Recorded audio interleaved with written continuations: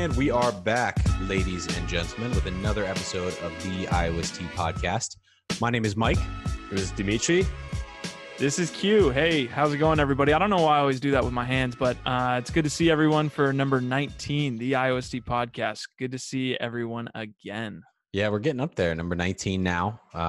And for those who don't know, which is basically everybody but us three, we ran about 3 minutes of this podcast before this run. And, wow, you're going to tell them. Multiple things weren't recording on our side and Q's side. I think Q screwed up the intro. Dimitri's computer was going to die. So we're live. We're well. Round two. We're rocking and rolling. Snapshot. Round two. And we appreciate everybody for sticking with us through all these episodes, number 19, and all the new faces that we're seeing today. I want a specific shout out for everyone that's liking and commenting on our videos. It really helps us on YouTube, get to recommended videos. It just helps in general grow the Sutler Ventures community. So I just want to give a round of applause to everybody that's been liking and commenting on these videos. We appreciate it. It does help. Thanks to everyone, listening on Spotify. iTunes. We're going to start to put it on Spotify, and then everyone listening through distributed media as well. Nice.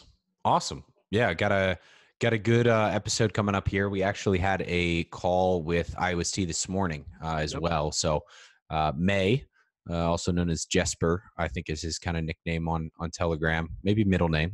I'm not sure. Yeah, we can figure that out. Yeah, it's Jesper or May, seems, he basically works out of the China office for IOST, working with the other founders and the rest of the team. So great call with him. Really appreciate that. Back to the biweekly calls with IOST. One of the big points that they have had moving into quarter three here has been increased communication with all of their node partners, which has been awesome for us who, as a US based block producer, getting some more focus, getting some more, kind of time and love with the team, outside of your South Korea, China, Japan has been awesome. So we got some good things in the works as we've continued to hype up, but shout out May for the time. Yeah, maybe they were listening to the podcast because I think, what was it, like a week ago? We were like, hey, guys, like we want to talk with you and things like that. So it's good to see more communication there. Communication, is one of the reasons for having a successful company, successful relationships, all of these things. So glad to be getting back on that front. So yeah, we had that call with May. We're going to talk about contribution rewards going out and the period that it's going out in, as well as a couple breaking news. That is an exchange listing with BitZ, a summary of the IOST Q2 contribution sharing conference that we had. We also have news of the Paradigm Fund report and possibly a Q3 roadmap. An IOST staking program ranks number 1 globally through a couple platforms. IOST in Japan, a IOST Watch interview with OnBlock, comments from last week, and of course, we always have Dimitri's desk there right in the middle. So, good episode today. You guys excited?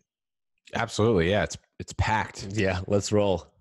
Let's do it. So we had the contribution rewards going out.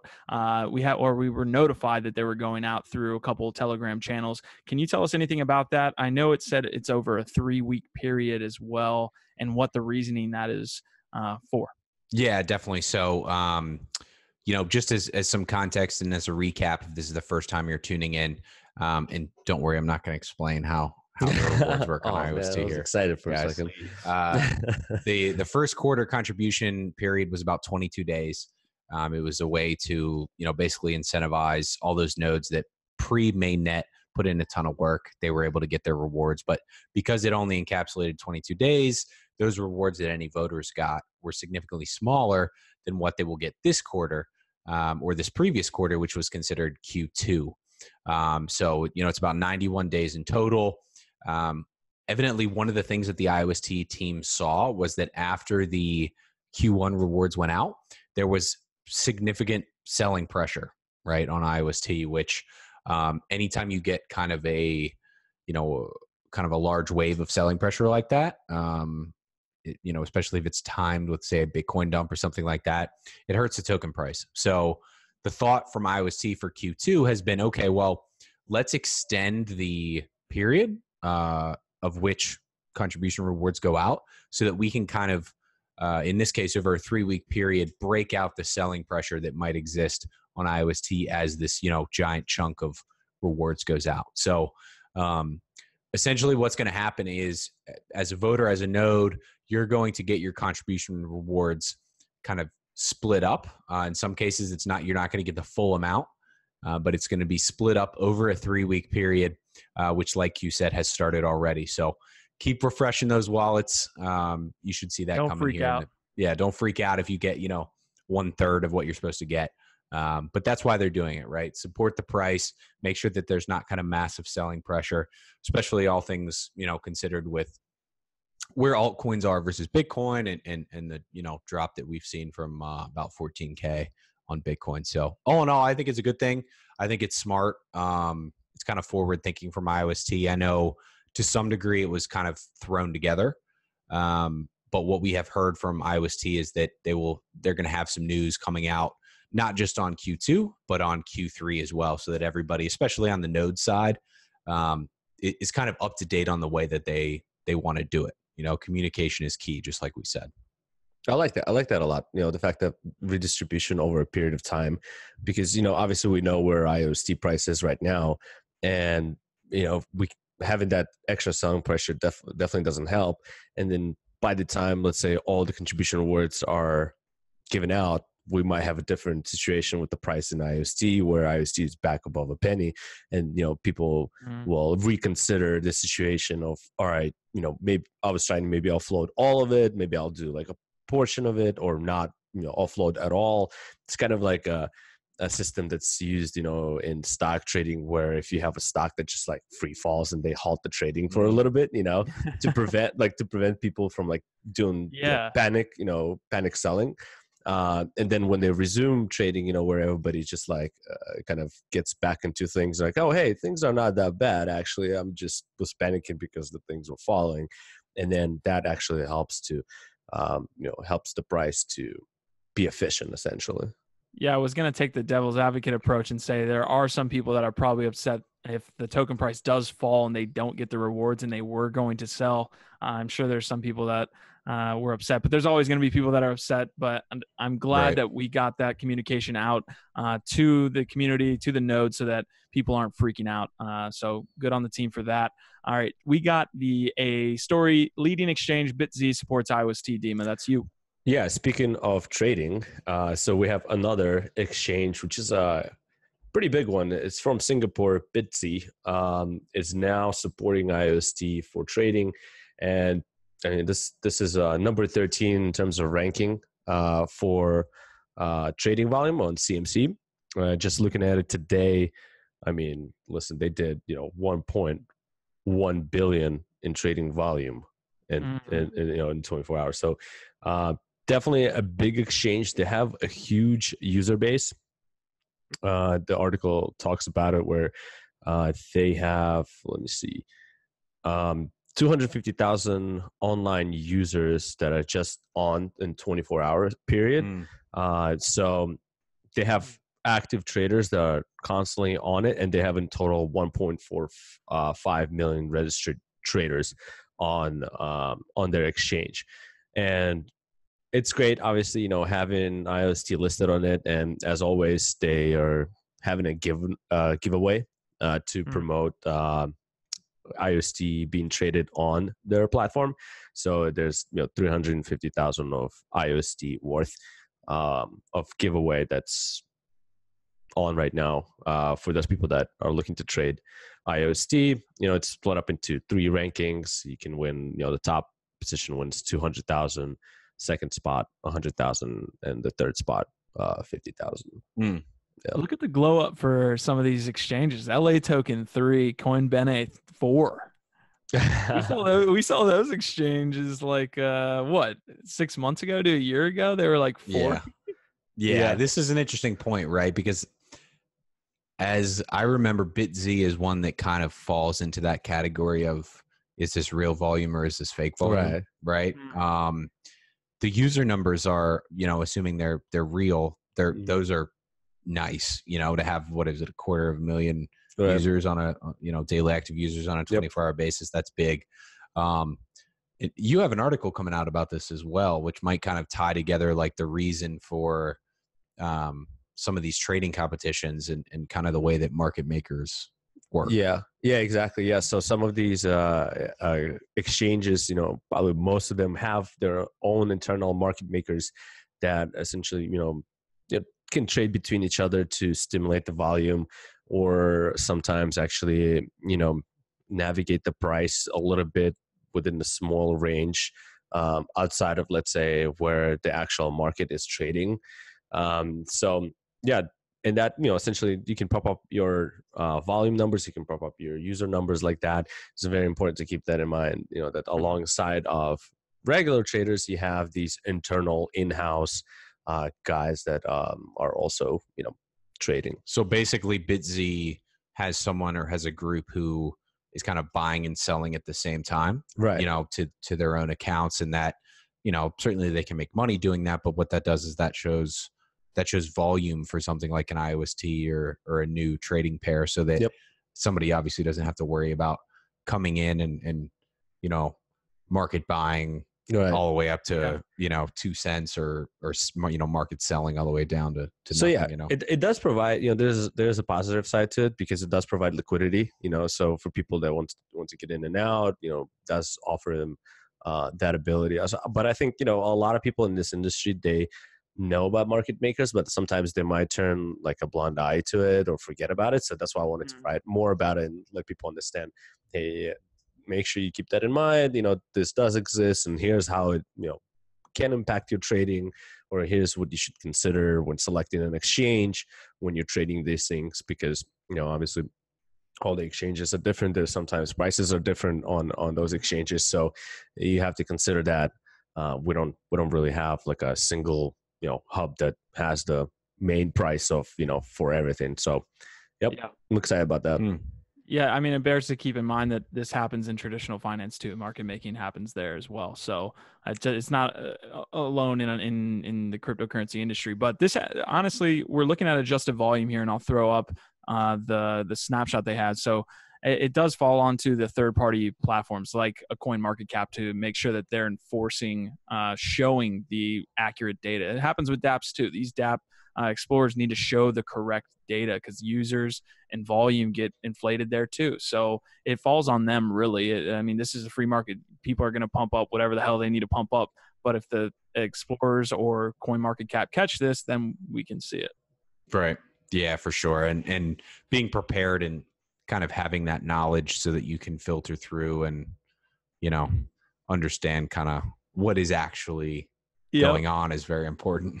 It's true. And a lot of new users get taken advantage of for that. So we had so this is kind of breaking news, because the summary did come out, but we had this contribution sharing conference between all the nodes within IOST that wanted to take part. I think 30 or 40 showed up. And that's a strong amount because how many people, if you can remember, actually submitted a contribution report? Did anybody? Yeah, I'm not sure. It wasn't. It was roughly the same as last quarter, but I don't think it was as large. Yeah. Okay. But I'm not sure. Don't quote me on that. Yeah, definitely. So we had this contribution sharing conference where pretty much everyone, this was hosted by ICAC and the IOST team. Every node went through this meeting. They had about 4 or 5 minutes to talk, and they said what they did in Q2. So this article here, and it's in the description, is a link or it is a summary of essentially what they said. So you can go ahead, Mike. Sorry for stealing your thunder. Nah, no worries at all. It was, point in fact is it was a great call. As some additional context, right? So you have the IOST Foundation, which is the group, the team, the IOST team that's responsible for obviously, developing the core blockchain and all this. Then you have ICAC, which is essentially a separate kind of third party foundation that has been created. Now these two groups, as of now, work together to select who kind of fits within each tier based on a lot of different things, right? That you can find on the IOST blog. So they're both obviously very important foundations. And then you have your various node partners who are being selected to fall within each tier. So, this conference, all the tier 1 nodes spoke about what they did, how they did it, what they want to do next quarter. These are great because they're kind of like a really interesting way for people to connect in the chat function that exists alongside the call in the Zoom video. So like we were able to connect with Block Devs Asia and some other folks. It's always just a good way to kind of check in quarterly with some of those nodes who are, say, maybe only focused on Japan or only focused on Korea or whatever their kind of home region is. But the most interesting thing was that at the end of the call, there was, a section really for any node, whether you were tier 1 or not, to kind of come forward and, talk about your concerns, questions, thoughts, proposals, whatever it may be. And that was hosted by, I think it was May.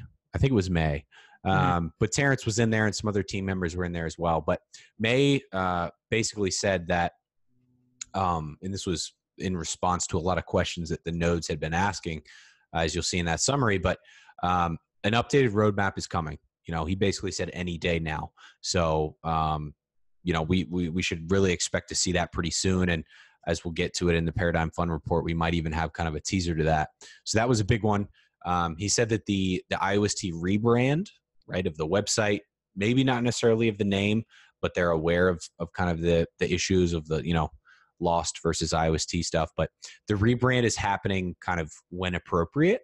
I think they're kind of waiting to get to, kind of like a break point where IOST is at at an awareness level that the rebrand will really make, an effective push from a marketing standpoint, which I think is the right way to do it. So that, that's on their list. Sounds like is on the list for 2019 still. But can't confirm that. That's just what it sounded like. And then finally, and probably most importantly, is that Berm is still expected for Q3. So when somebody says that, whenever you have a team that goes Q3, it generally means end of that quarter, right? So if they say Q1, it's it's usually end of March that you'll see it. So I would say like latest we see it early Q4, and that they are talking with quote unquote institutions for a Berm airdrop. So I don't know if that means exchanges or what the deal is. I know they previously said that the airdrop will only go to those who are voting or those who are staking. But those three big pieces of info: the roadmap coming any day, the rebrand still kind of out there as a good marketing option, as a good thing that I think a lot of people would say needs to happen, and then Berm still on track. Those are three nice pieces of news to hear from not a founding member of the team, but somebody who basically works with them on a daily basis. Yeah, I really like the fact that you can see all the information of all these nodes, so what they contributed in in that quarter. That's something that we've discussed last time on the podcast. Is the ability to just show these contribution reports, to show what those nodes done that quarter, why they got the tier that they got. So it is good for the community to take a look and see what everybody was working on, and the kind of the transparency there. I feel like they listen to our podcast and just like, hey, these guys are talking about we should do this, So research and development. Yep. Watch the podcast. That's the way to do it. Yeah, watch. That's all you got to do. Watch the IOST podcast, and you got yourself a good protocol, good network. Yeah, it was great to see all of the people show up. It's all about having an engaged ecosystem. It doesn't just come from the voters, and we'll get to that later with the ratio on other networks and how many tokens are voted to the totals from the total supply.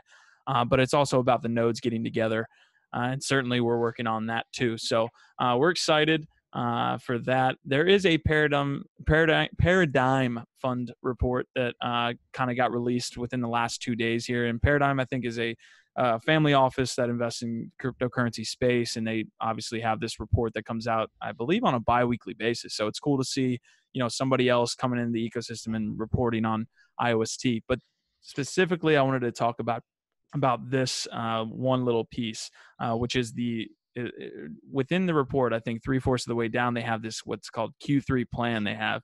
So I think they got it from the IOST International group, but we can't confirm or deny how they actually got this information. But it shows what seems to be a clip of the quarter three roadmap. So I want to talk to you guys about this and see what you guys have to say. But it says promote community autonomous governance, enhance communication between nodes, increase IOST global influence, improve IOST community consensus. What other stuff does it have? Release BPAL Korea and promote IOST in Korea. Extend the functionality of the Telegram bot, assist IOST DApp ecosystem construction. So a ton of cool information here. A lot of this is very general, so nothing very like spot on specific other than the BPAL in Korea. They have the Ledger hardware wallet in there.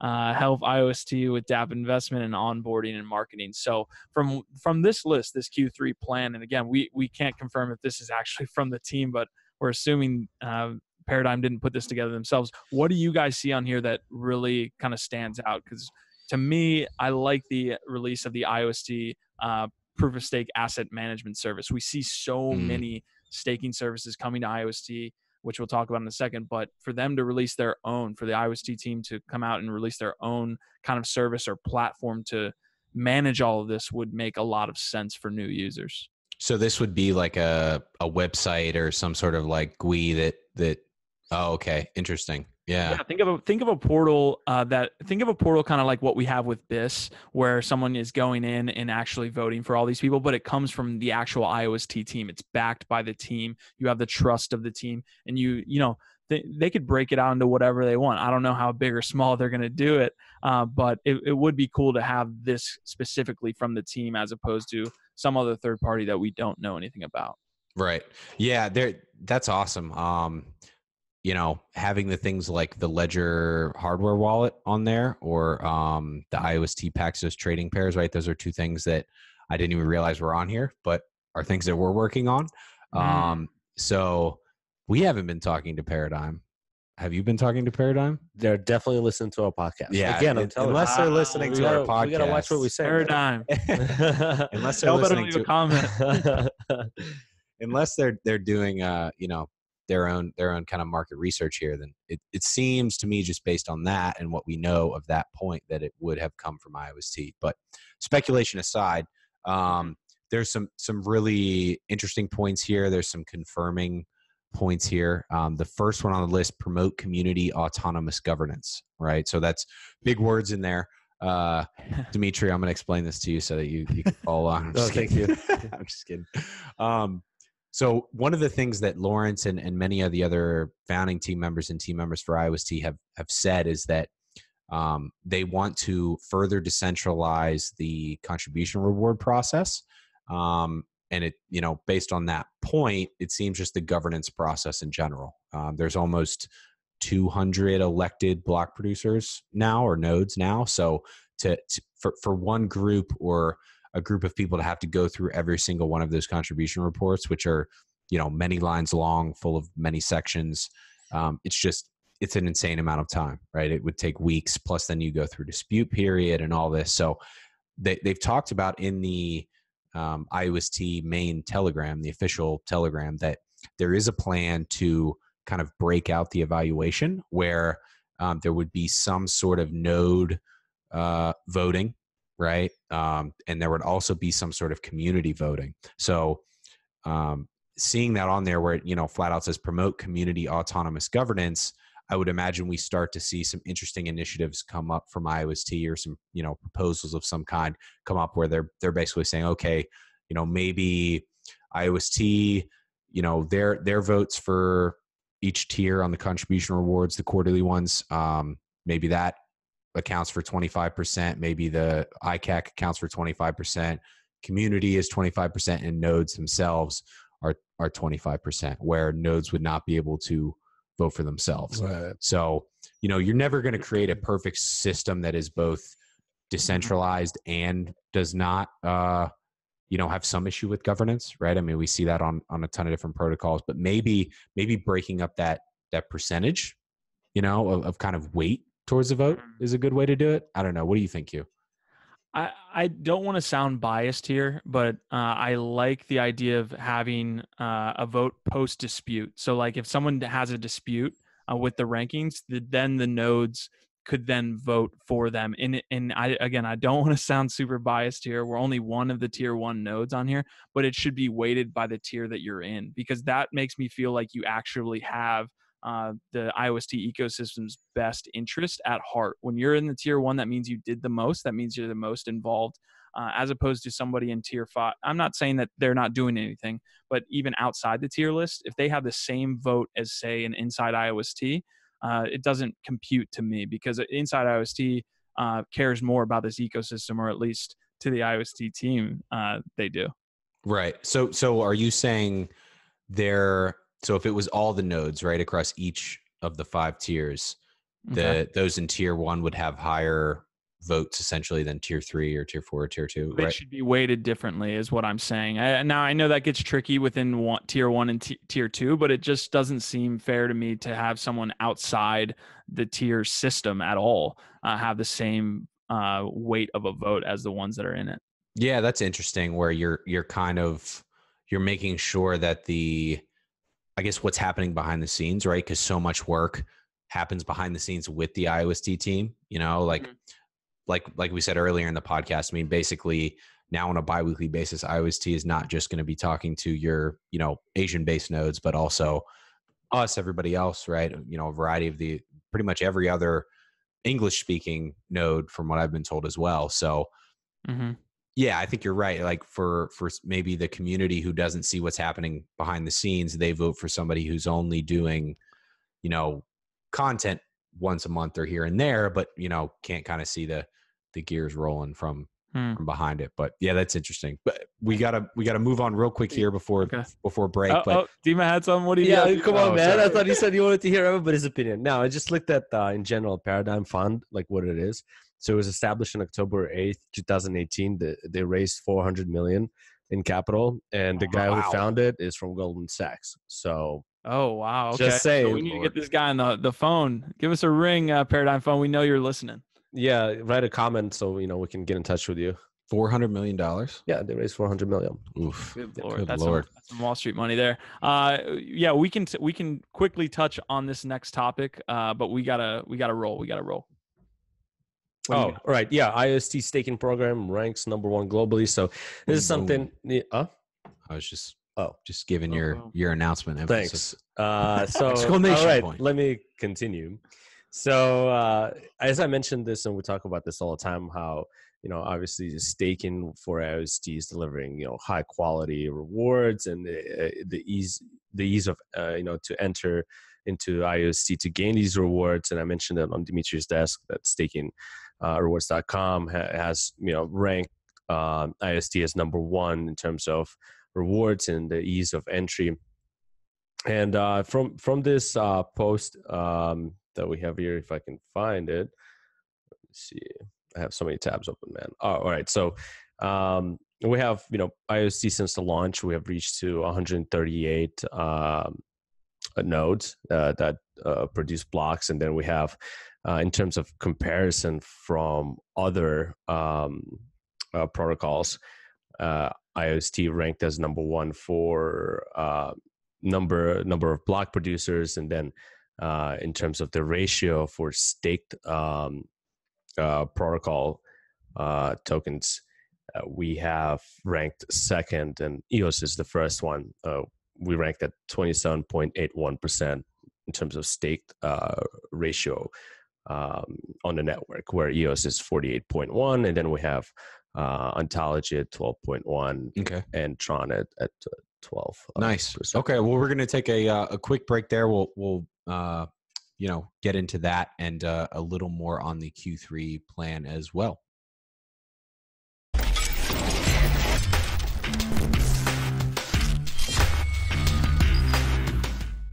What's going on, guys? This is Dimitri's Desk, where we discuss price action in crypto markets. And here's what we have on our agenda for the next episode. As always, we're going to run through the charts of majors: BTC, ETH, EOS, IOST, interesting development in Tron. We have some fundamental news in play.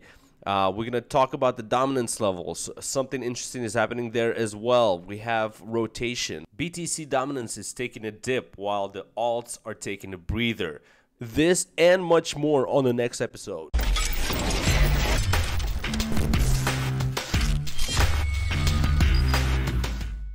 All right, so we kind of left you guys on a cliffhanger there, but we are talking about an article here from the IOST team that kind of took in information from the various, what would you even call these, staking explorers at this point, where they're like stakingrewards.com, where they're ranking all the staking protocols.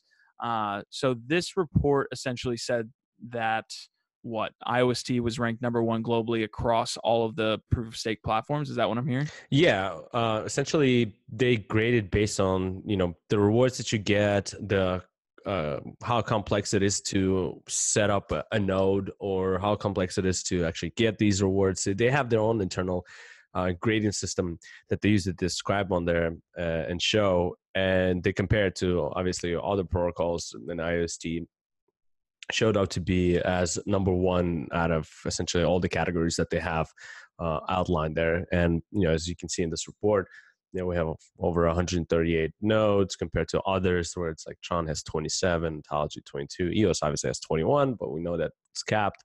And then the actual ratio in terms of staked ratio, which IOST showed out to be second after EOS at 27.8%. Right. So basically the stake ratio is of the circulating supply of tokens, what percentage of that circulating supply is staked. Right. So of the, what is it, like 13 million or 13 billion IOST is staked, 28% are, or excuse me, of the 13 billion that are circulating, 28% of that is staked. Yeah. It's actually 3.5 bill. Ah, gotcha. Okay. I did some quick math. 3.5. Wow, that's impressive. There you go, Man. Dima. Yeah. That's why we have him on the podcast. He's moving through that coffee there. He's getting confident. Yeah. Paradigm, if you need a quant, we got one. No, I love this aspect of stake ratios within proof of stake, because for those of you that kind of are just getting familiar with staking, it's essentially like voting when you're talking about a country. Like you take the United States, what a stake ratio would be is a vote ratio. So a vote ratio looks something like out of 100% of the United States, how many people actually vote? And what's happening on EOS right now is, they're talking about education. So if you educate your users, just like you educate your citizen base, they're more likely to vote, and therefore you have more high quality people in power. So essentially, a lot of what's happening on EOS is nodes that are putting in good work aren't getting voted into the top 21. And what you have there is a bunch of, BS. No, I wouldn't call it BS, but nodes that shouldn't be there are there because the populace on EOS isn't educated. And to be honest, I didn't vote either, so I don't know what. But it really brought attention to my eyes. And after this podcast, I'll go and vote, stake all my EOS to who I think should be, or a proxy. But that's what I love, that stake ratio. Do you guys kind of feel the same way there? Yeah, definitely. I mean, it's a good indicator for, I think, those who are maybe trading the token on a daily or a weekly basis versus those who are kind of in it for the long run, right? Because if you're trading this daily, or you're an intraday trader, or kind of trying to catch a dip and sell it at the high, you're not going to lock up your tokens for a week, right? Under IOST, it's not going to happen. So to hear that basically 28% of the circulating supply of IOST is being staked, you can assume that, of all of the IOST that is out there, I would say that 28% is a pretty good number based on where IOST is now, especially relative to Ontology and Tron, who have been around for a lot longer. Obviously EOS is a big protocol. That's honestly higher than I thought EOS would have, especially because they don't really have like standard staking rewards. But it's good to see IOST kind of moving that way. If we could ever get above a 50% staking ratio, I think that becomes very powerful. Like if you look at Tezos, I think they're above 70%. And they're basically, I think they get like 7% or 7.5% APR on what you're staking with Tezos. But governance is built in, right? That's the big shtick for Tezos there. So that is a an envious number there, but one that I think with especially as we were talking about, right? Like governance, right? Autonomous community, autonomous governance. That's going to be done through staking, right? But so, you need participation. Yeah. Right. So, maybe 28% is good enough for that. Maybe not. But it seems to me that we're headed in a direction where we could continue to get that staking ratio up because of the additional things that are going to, come as kind of utility to the token, like the ability to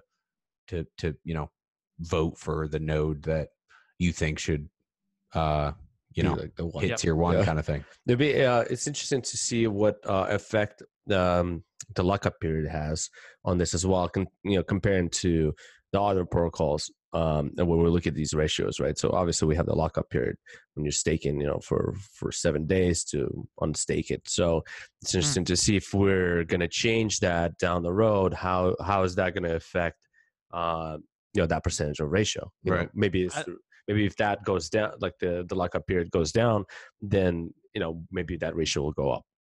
I actually love the conversation we're having right now, man. Like that, we should talk more about these staking ratios. I think an important number, like to also take into account, is number of accounts. So if you're talking about Tezos having a 70% stake ratio, well, how many accounts does that actually, have? Because you could have a small number of people voting at a 70% rate, and that doesn't necessarily indicate health. I also think this says a lot about EOS, and it says a shit ton about Tron, because Tron does have voting rewards and they're at 11.9% stake ratio. So that says a lot about Tron, not in a good way. I think all of the staking rewards have been detained in China. I think. No, San Fran. San Fran. Sorry, right, San Fran. We thought it was China, but it's actually San Fran. They've been all used for the Warren Buffett lunch. Yeah. God, what a crazy world that was. Crazy time. Yeah. But on the staking notes, so we essentially had 2 additional announcements on partners kind of coming to the IOST world of staking. And I think there was actually more, but these 2 really stuck out. One was called Slow Mist. So Slow Mist is essentially kind of like a staking pool. They're based out of China. They have a big focus on safety and security, right? So, if you're an institutional client or a retail client and you want to give your tokens to somebody to stake, or you want to stake to somebody, you want them to kind of be doing what's right. You want them to have a strong brand, a good reputation. So it seems that Slow Mist has really built their reputation and their brand on security with staking. But they do some other cool things. Other than IOST, they're staking for some smaller projects like BossCore, Fibos, Yoyao, IOTix, but then also some big ones too, like VeChain, Cosmos, and EOS. So they seem to be a serious player. They've got some cool things on their website too, if you check it out. They've got bug bounties on here for Ontology, VeChain, Bytem, right? So they're listing all of these opportunities for those developers who are basically looking to go out and solve some problem or potentially find some bug and earn some tokens. So it'll be good to see any bug bounties that IOST has hit this website. And then finally for Slow Mist, it looks like they've actually contributed to the projects as well. They've got looks like a dozen different projects that they've been working on, either themselves or with other folks. There's one here for EOS, which is kind of like looks like an educational tool. It's called EOS Monkit. It says gain insight into everything about EOS. They've got some other kind of community programs here. So they're not just kind of like taking rewards and letting them sit there. They seem to be pretty active. So a nice addition there with Slow Mist. And then finally, the other one is Stir.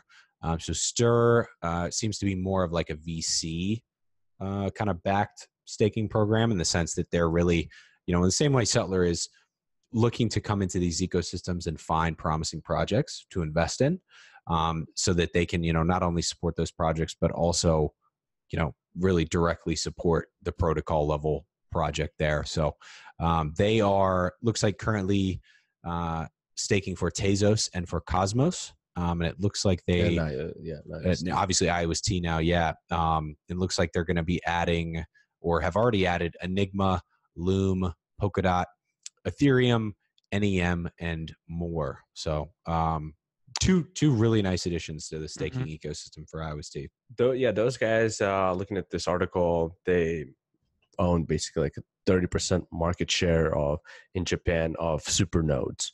Wow. So they're big in Japan, and like you mentioned, they have Tezos, Cosmos, and a couple other projects right now, and then they added IOST, which is great. Seeing all this stuff happening. Yeah, it looks like they're headquartered in Singapore, but they do have those services for Japan. It's interesting to see all these terms that come up around staking. STAS, do you guys see this? Staking as a service. Oh wow! We have to start using these cool keywords here. Also, one thing that Dimitri had talked about was the staking rewards and then where IOST ranked. It bears repeating that or saying that Decred, Cosmos, Komodo, and Ontology were next behind IOST. So for those of you interested in staking, these are all cool little tidbits of information to have. Interesting. Nice. Yep. Very cool. So the next thing we have here, and I just want to throw this in real quick. We don't have to spend too much time on it, but it's interesting to see IOST's involvement in Japan. You guys remember they had that Zillow partnership, that law firm. Well, apparently, I think I was reading a little bit about the backstory of Zillow, and the guy who actually runs that firm or co-founded the firm also runs the Blockchain Alliance in Japan. So what you have here in the last 3 or 4 days, even a week, you have more news coming from Japan. Like we didn't hear a lot about Japan. And then even in the last 2 weeks, because of that Zillow partnership, you're seeing now another staking network. I didn't know Stir was actually in Japan, but Sanka Network from HashHub is coming in as another STAS provider. And then you have a community event in Osaka. So all of these things I feel like revolve around this one partnership with Zillow for IOST. That's awesome. Yeah, that's great. I mean, I know in Q2, one of the major things that the IOST team itself was working on, and certainly a lot of the node partners, was building out the staking community. You can imagine for every kind of quote unquote STAS, or are we going to use that now? STAS? Yeah, we're using it. For every STAS, they bring with them users, they bring with them a network, connections, right? All of these various things where they kind of act as like the trunk to, whatever tree they have in the, in the industry. So yeah, whether it's Japan, obviously we were talking about Korea a lot. South Korea seemed to kind of be blowing up for IOST in some of the previous episodes, but execution, right. is very clearly happening, at least from my perspective. Yeah, well, we've seen multiple events in Japan also before they started accelerating with all these partnerships, all these competitions, hackathons, things like that. So it's good to see that it's developing more. Definitely. Of the first world countries, I feel like they're handling it the best. Like you have obviously really quick regulation in Malta, places like Malta. Not to say Malta's not first world, but just a bigger, more GDP type of country. Japan's handling their regulation the best, and it seems like they're able to move forward super quickly, as opposed to their Asian counterparts in China. Right. Yeah, where it seems to be very wishy-washy, and obviously this is just our perspective over here, but yeah, I would agree, right? I mean, I guess that's kind of always Japan, right? Like they seem pretty organized. Everybody's on the same page. Yeah, it's not complicated. Absolutely. Yeah, but anyway, so some nice news there on the staking front. It seems almost daily that we get a new staking partner for IOST, especially as it's kind of the staking industry as a whole within crypto continues to grow. A really interesting interview with the OnBlock team from some friends of ours over at IOST Watch. Jim over there. Shout out Jim for this interview. Basically, he sat down with the OnBlock team and talked about kind of what's going on, right? I think one of the previous podcasts we were kind of asking the same question of, is this an exchange? Is it a dApp Explorer? Is it just a tool for dApps to integrate onto IOST? And they do a really good job in that interview of talking about how, they being On Block, want to continue to expand and try to create a quote unquote one-stop shop for iOS users or crypto users in general, where you can, purchase iOS via an exchange as well as other, iOS assets, which we haven't seen a lot of to date. You can use those assets or the iOS token to play on the dApps. I imagine you can kind of trade whatever earnings you make on those dApps back through the exchange. And then obviously they and the team itself exists as that tool for dApps who are looking to build on iOS. So there's not, they don't kind of lay out like a very clear roadmap. But I think it's a good step to say like, okay, this is who OnBlock is, right? This is what they're trying to do. I mean, they talk in there about how OnBlock was actually funded by iOS, which I think iOS could have done a better job of basically saying like, hey, this is an investment we're making into our, basically ourselves and the ecosystem. Yeah. That's big. A lot of teams I think just kind of spend the money and go out and do another raise and then spend the money, to have some investment happening within the ecosystem. Yeah, that's big. So it was good to see there. Q, did you pick up on anything else in there that I might have missed? I didn't pick up on anything specific from the article. I mean, I could read it a little bit more here and try to find something that really stood out to me. But we have been having conversations in Telegram, in the various Telegram groups that revolve around iOS about some of the iOS team members, specifically from the development team, moving to OnBlock, and in like the implications around that, right? Like, does development start to slow down on iOS? How is OnBlock connected to iOS? All of these things revolving around whether the development team on OnBlock is from or formerly from the iOS team. Interesting. Yeah, I remember that coming up a bit, especially, goodness, what was it? It was in one of those chats where one of the iOS team members, maybe it was Lawrence or Terrence, talking about how kind of iOS 2.0 is in the works, right? They're not just kind of done with mainnet. They're still they're working on kind of a next version, but obviously the focus right now has been on executing and building the network. So, to me, I'm okay with that, right? If you're taking resources that you have and in a way, I guess, kind of focusing them on what is the goal for Q3 and probably Q4, that works for me. I mean, at the end of the day, right? Like, I think the thing we really need is that clear roadmap from iOS so that we can say like, okay, if some developers are moving to OnBlock, right? Like what's happening here? What's going to happen there? Kind of what's the plan? Yeah. I was just looking at this article, and one of the questions they asked if, they're looking to move or introduce other blockchain products, or networks on OnBlock, and they did mention that they support, EOS dApps now, and they're looking to introduce Tron dApps very soon as well. So, yeah. Nice. I mean, it's another point to be made that the OnBlock is now fourth among block producers in votes. So, it's kind of interesting, the whole situation. I think OnBlock is almost like doing so much at once. It's like hard to really hone in on what they're trying to do specifically, but it seems like onboarding new users to both dApps and an exchange is their goal. So, but they do have, along with this announcement came the OnBlock pool that they're starting. So again, another STAS that we're talking about. The good old STASes. Yeah. I wonder too if it's a way, regulation for crypto around the globe is still up in the air, right? Especially within China, it's very kind of wishy-washy.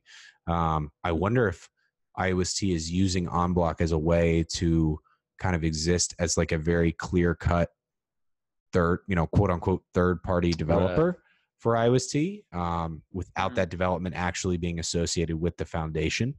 I'm not a lawyer. I have no idea. This is pure speculation. But from what I know about kind of the way that some of that works between the foundation and the actual, core code or the tokens themselves, I would think it would make sense to shift resources to a different brand, a different entity, especially, you know, if you're really trying to execute on things that someone could say, prove to help the token price, right? That's kind of when you tend to get in trouble legally, is if you're doing things under, you know, say some foundation or something like this that very clearly will boost the token price. So I don't know, you know, just a thought there, but either way, obviously good to see On Block growing and not just being like, hey, we're here, use the tool if you want, you know. Hey, those are all fair questions. I feel like we're asking. Dima, did you have something? I saw.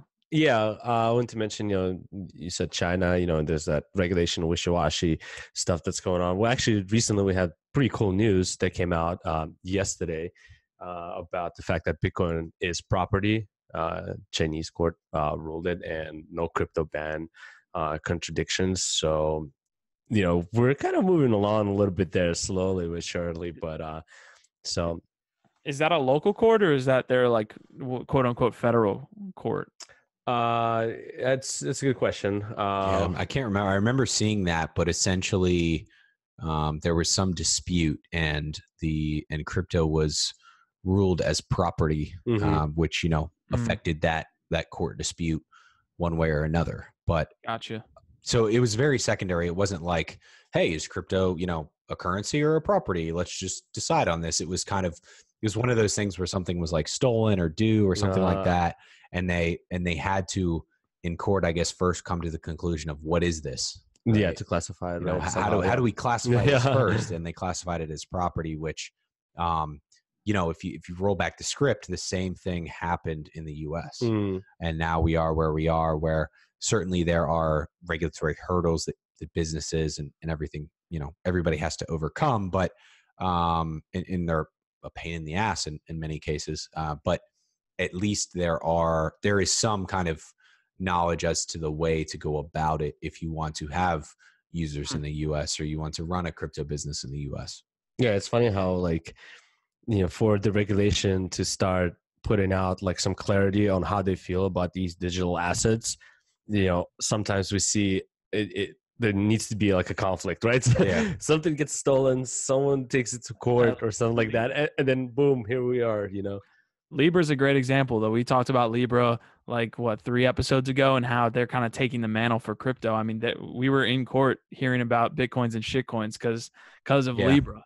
Yeah, it's cool. The one thing I did take away from that article was that they don't plan to have a fiat on ramp anytime soon. So just they have no ETA. So buzzkill. We'll see how they go forward with that, but. We got less than 10 minutes in the episode, so I really want to get to the comments from last week. To start off, we have Mike Finch, one of our most. Actually, no, this might be the first episode Mike Finch actually watched. I don't even know that I got to watching it. I think the price was just dumping, and I was like, "We need some help, Dimitri." Yeah, isn't that what I said? Yeah, he said, "Save us, Dimitri's desk." So that's the most liked comment on our video. So shout out to Mike Finch. Chris commented on our YouTube. Chris, we love you. He said he has a laughing emoji. We don't have mountains in the Netherlands, but yeah, did enjoy a break. Good to see you guys keeping the spirits up at the current price. I think it'll be fine someday. Blah blah blah. Yeah, I'm glad to see him. I gave him a shout out last time. You know how I miss Chris, and here it is. He's back. He is back. Is he officially back? I don't know. We'll have like a welcoming party on the podcast. Yeah, exactly. Nora, the OG, came back. She heard your comments from the last episode, so she had to comment. She was pretty much talking about voting for Sutler Ventures. So again, thank you for voting for us. Smash the like button. IOST is gaining traction quickly. Price is not important, only fundamentals. So good to see that from Nora. Appreciate the support there. Absolutely. Yeah. Shout out Nora. She's on there all the time. You know, like we said at the beginning of the episode, that engagement is huge for SEO and all those fun algorithms and whatnot on YouTube. So as always, give us your feedback, right? Like if you no longer want to see Q on the podcast, just tell us. We'll get rid of them. It's fine. Just kidding. They already know. You guys already know that you don't want me on the podcast. So we've got the last comment here is, where is the full list of node tiers? So we were talking about those node rankings. We had a pretty funny exchange with John B. because we told him it was in the description. So he was like, wow, I had to scroll past just to put my question on there. But John B, thanks for the comment. I'm glad you found the full list of node rankings. So those are the comments for the week. We do have a couple things coming within the next week. If you guys want to talk about anything before I kind of outro us out. Yeah, there was a couple more things, right? So I think probably the most important piece of this episode was that Paradigm Fund in this Q3 plan. Seeing it, live here was actually the first time I saw it. But just a few other things on there if you haven't seen it. There's something on here about building a tool for new users to get a wallet quickly and easily through their website. So this is that's something we talked about. Again, man, they're just this place is bugged. If we stop this, probably all development on IoT, all ideas will stop. But that's something that's been brought up within the Node community a good bit. Is kind of we need a really clear cut way for for users to kind of go and find a wallet. But IOST has said time and time again that they don't want to have their own wallet and their own exchange, because then it kind of makes the project a bit too centralized. Right. So if this is Paradigm Fund with a wallet, great. I know there are other US Node partners coming out with one. I don't want to spoil that party for them, but good to see that there. Obviously, DApp investment in onboarding, marketing, that's good. They have on here launched 3 new dApps on IOST. What else? Continue to produce blockchain solutions and empower traditional industries to utilize IOST. And then, some more kind of community focused initiatives from IOST. So if you haven't seen that article, take a look. If you go to medium.com/paradigm-fund, so PARADIGM-fund, I would imagine you'll see it on there. Yeah, it's pretty in-depth report. So I'll definitely recommend taking a look.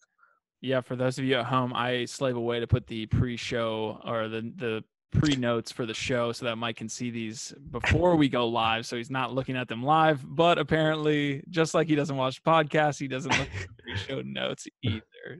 Oh man, maybe we should give it a mic. we should probably end the show before it gets too bad. Other than that, guys, we do have I know we're pulling a Tron here, but we keep announcing an announcement, but we do have a lot of cool things coming for you guys, specifically around this podcast. So for those of you listening on distributed media via iTunes or SoundCloud, some changes are coming with the name of the podcast as well as on YouTube. So don't be surprised if you see a new podcast show up in your portfolio or folder, as well as on YouTube. That may change as well. So just be on the lookout for changes that we have coming to this podcast. Question we wanted to leave you guys with, we're using this term STAS. What do you want to see from a staking as a service provider? Is there something specifically that would help you in this staking process? Leave comments below. We'd love to hear about it. We love to talk about it as we get more involved in this process. Absolutely. We'll tweet that out as well. I think that's a good poll or kind of general content to get out there.